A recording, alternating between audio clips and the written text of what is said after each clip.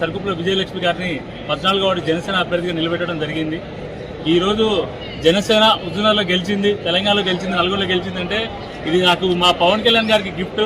ఆయనపై నాకున్న పిచ్చికి పరాకాష్ఠకి ఇది నిదర్శనంగా భావిస్తున్నాను. జనసేన అడుగులు తెలంగాణలో పడాలని ఆయన కోరికకి నేను ఒక గిఫ్ట్ ఇచ్చానని భావిస్తున్నాను. నా భార్య పాపం గ్రూప్ 2 చదువుతానికి ప్రిపేర్ అవుతుంది.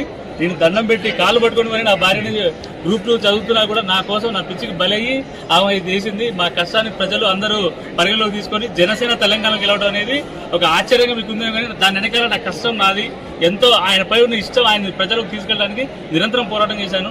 నేను యాజ్ డిస్ట్రిక్ట్ ప్రెసిడెంట్గా ఉన్నాను, హుజూర్నగర్ ఇన్ఛార్జ్గా ఉన్నాను. నేను ప్రెస్టేజ్గా తీసుకొని ఎట్లాగో ఆయన స్ట్రాటజీ ఎట్లా వాడిండో 100% స్ట్రైక్ రేట్గా కొట్టాలని నా నేర్జల మున్సిపాలిటీలో కూడా ఒక్కటే పెట్టుకున్నాం. టార్గెట్ ఖచ్చితంగా కొట్టాలనే కాన్సెప్ట్ తోటి ఖచ్చితంగా తీసుకొని నా భార్యను గెలిపించినందుకు నా 14వ వార్డు ఓటర్లందరికీ పేరు పేరున ప్రత్యేక ధన్యవాదాలు మనస్ఫూర్తిగా తెలియజేస్తున్నాను. ఈ అవకాశం